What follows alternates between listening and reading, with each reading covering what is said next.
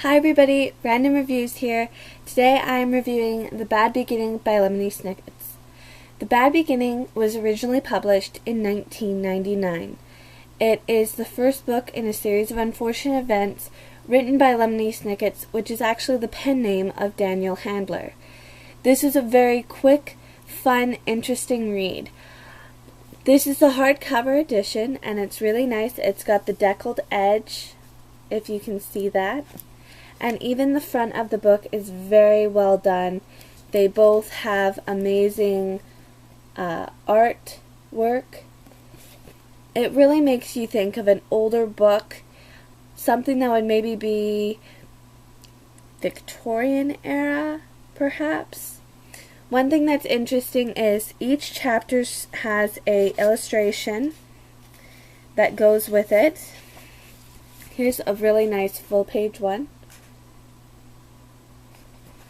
And they're very well done. You get the illustration within the first page of the chapter, and then as you read the chapter you can find out how that picture coincides with the story. So the back doesn't really have a synopsis of the book, but I'm going to give you just a little quick intro to the book. It all begins with the Baudelaire siblings, Violet, Claus, and Sunny Baudelaire, who go to spend the day at the beach. And while they're at the beach, their house catches on fire and burns down, and their parents perish in the fire.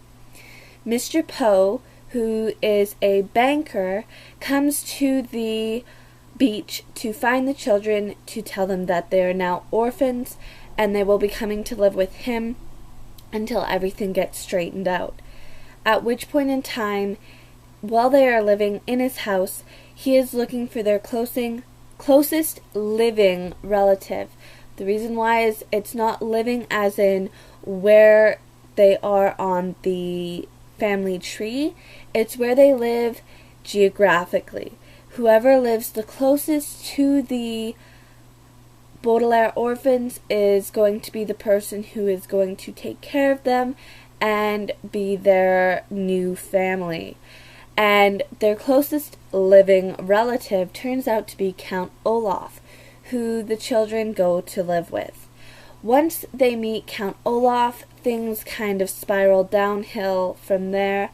But one interesting fact is that Violet Baudelaire will inherit the fortune when she comes of age, at which point in time she will be able to take care of her siblings. So, couple interesting facts with the book. The setting really reminds me of modern day yet Victorian era.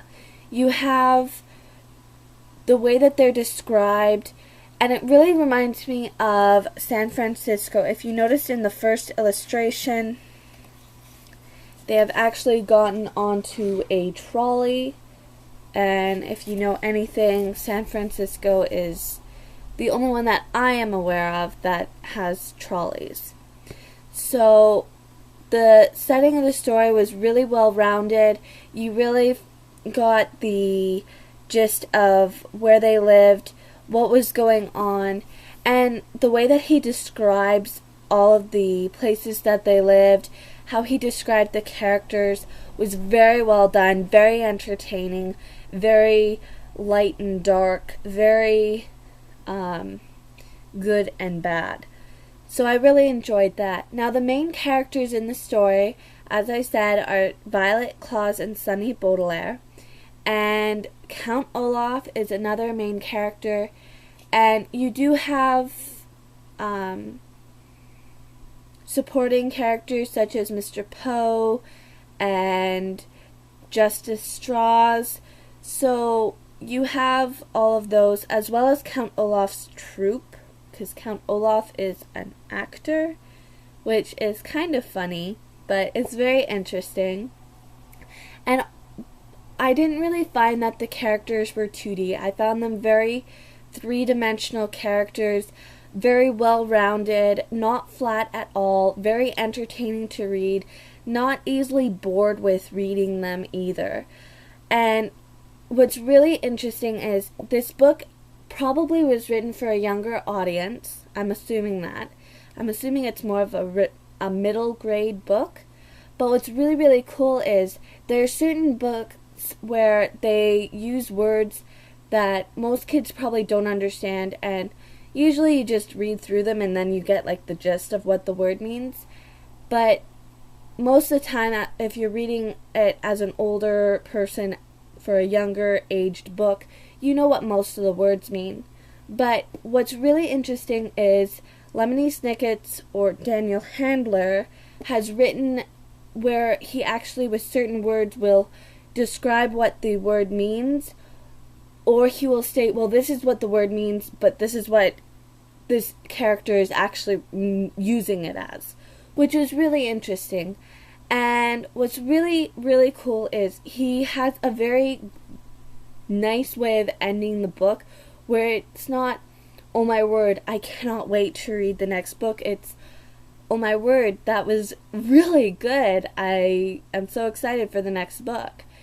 But you do know that different things are going to come up in the story as the children are now going... I almost gave a spoiler. Okay, sorry about that. But he also leaves a letter to his editor at the end that he's included in the book.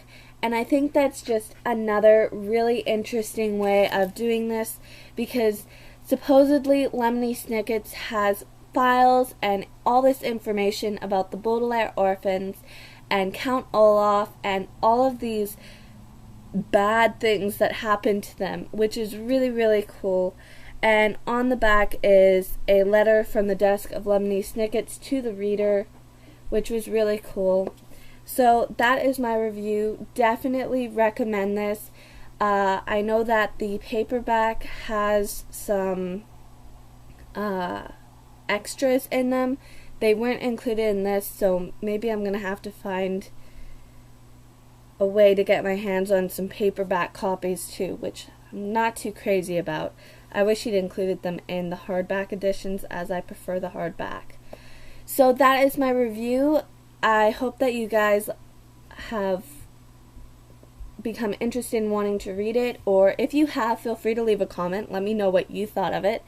No spoilers, because I'm only on the first one. I know there's 13 books in the series, but one other interesting point is, I almost forgot about this. In the dedication, it says, "To Beatrice, darling, dearest, dead." So I know that there's something called the Beatrice letters, so maybe I'm going to have to pick that up as well and read it, because I'm kind of interested in who this Beatrice is, or if she's mentioned at all in any of the other books, because she is mentioned in the story as well, which is really cool. So that is my review, and have a great day, you guys, and go and pick up a random book and read. Bye!